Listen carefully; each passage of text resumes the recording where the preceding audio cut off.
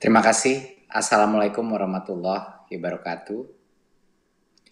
Saya ingin pertama ucapkan terima kasih atas kehadiran Bapak Menpan RB, Ibu Menkyu, dan Bapak Menek BUMN untuk kehadirannya hari ini yang sungguh mengembirakan bagi ujung tombak pendidikan kita, yaitu para guru-guru honorer dan juga dosen kita.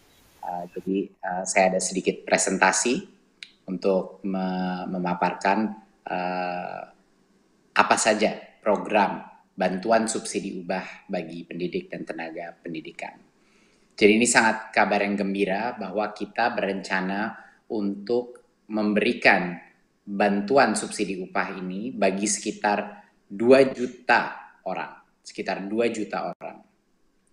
Dan dalam jumlah sebesar 1,8 juta yang diberikan sekaligus, satu kali kepada masing-masing penerima itu. Siapa saja yang akan kita berikan adalah kepada dosen, guru, non-PNS, guru yang diberi tugas sebagai kepala sekolah, pendidik PAUD, pendidik kesetaraan, dan juga tenaga perpustakaan, tenaga laboratorium, dan tenaga administrasi. Berarti operator sekolah pun termasuk di dalam bantuan subsidi upah ini.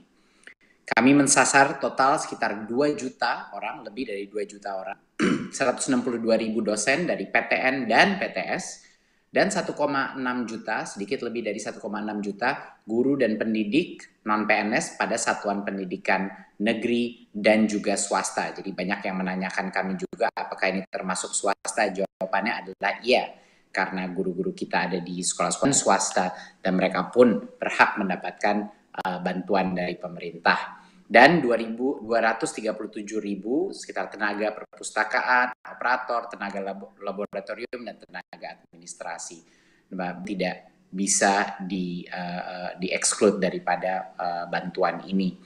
Nah, salah satu hal kenapa kita pemerintah melakukan bantuan subsidi upah adalah untuk membantu ujung tombak pendidikan kita di berbagai macam sekolah kita yang sudah berjasa untuk membantu pendidikan anak-anak kita, tapi mungkin di situasi seperti pandemi ini ada berbagai macam gejolak, bukan saja di bidang pembelajaran, tapi juga di bidang ekonomi. Dan kami menyadari ini, dan sekali lagi ini adalah hasil dari perjuangan bukan hanya Kemendikbud, tapi hasil perjuangan dari Kemenpan RB, Kemenkyu, Menek BUMN, dan tentu saja dorongan dari Pak Presiden, dan juga dari dukungan penuh dari Komisi 10 DPR RI yang telah juga berjuang untuk bantuan ini. Berikut. Apa saja persyaratan bagi pendidik dan tenaga pendidikan non-PNS untuk menerima BSU? Kami di Kemendikbud selalu dalam melakukan bantuan sosial apapun atau bantuan pendamping seperti pada saat kita melakukan kuota, selalu mengutamakan kesederhanaan daripada kriteria sehingga memudahkan para penerima untuk mendapatkannya. Kriterianya sangat sederhana: warga negara Indonesia, berstatus bukan PNS, memiliki penghasilan di bawah 5 juta rupiah per bulan, dan tidak menerima bantuan subsidi upah gaji dari Kemenaker, dari program-program lainnya. Ini dan juga tidak menerima kartu prakerja sampai dengan tanggal 1 Oktober 2020. Alasan kenapa kita tidak memberikan ini agar bantuan sosial kita itu adil dan tidak tumpang tindih. Tidak ada individu yang menerima bantuan berlimpah sehingga yang lain tidak mendapatkan. Jadi ini merupakan suatu kriteria kami yang sangat sederhana sehingga semua bisa menerima dengan cepat dan efisien. Yang berikut. Bagaimana mekanisme pencairan BSU ini?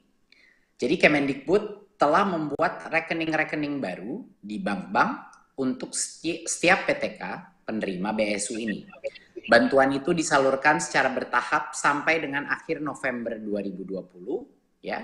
Dan bagi para guru-guru dan dosen bisa mengakses infonya di info.gtk.kemdikbud.go.id, ya, bisa mengakses di mana rekening mereka, apa persyaratan yang belum dipenuhi, atau untuk yang perguruan tinggi di pangkalan data Dikti, pddikti.kemdikbud.go.id, untuk menemukan informasi terkait status pencairan dan lain-lain, rekening bank masing-masing dan lokasi bank cabang. Ya, pada saat berdasarkan informasi di online itu sudah lengkap dan sudah dibilang sudah bisa pergi ke bank untuk mencairkan, maka PTK menyiapkan dokumen-dokumen dan dibawa kepada bank penyalur. Dokumen apa saja yang harus dibawa? Tentunya kartu tanda penduduk, KTP, NPWP jika ada, kalau tidak ada tapi masih bisa menerima. Ada surat keputusan penerima BSU yang dapat langsung diunduh dari website GTK dan PD Dikti, ya, surat keputusan itu, dan juga surat pernyataan tanggung jawab mutlak SPTJM yang diunduh juga dari pada website GTK dan PD Dikti. Dan ini yang kedua, SPTJM ini harus di-print dan ditandatangani dengan materai. Ya, jadi semua kebutuhan di luar KTP dan NPWP itu ada di laman website baik GTK maupun PD Dikti. Pada saat itu sudah lengkap, mari PTK akan mendatangi bank penyalur dan melakukan aktivasi rekening dan langsung menerima BSU tersebut.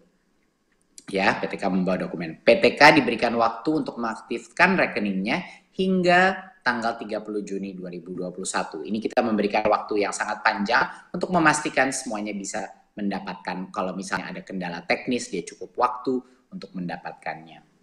Saya rasa sekian dari saya. Mungkin terakhir yang saya ingin ucapkan adalah bahwa ini adalah bentuk apresiasi dan juga keprihatinan dari pemerintah pusat untuk semua jasa guru-guru non-PNS yang sudah ada di negara ini. Di masa krisis kesehatan ini dan krisis ekonomi ini, pemerintah harus hadir untuk para tenaga honorer kita dan juga dosen-dosen kita untuk membantu mereka melalui masa kritis ini dengan ekonomi, bantuan dukungan ekonomi yang bisa menyemangati mereka untuk terus mendidik anak-anak kita, untuk terus berinovasi di bidang pendidikan.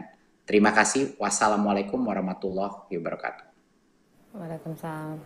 Terima kasih banyak Bapak Nadiem Anwar Makarim atas paparannya. Dan selanjutnya kita akan sama-sama melihat tanggapan dari para pendidik dan juga tenaga kependidikan di Indonesia tentang BSU PTK Kemendikbud ini seperti apa. Mari kita lihat tayangan berikut ini.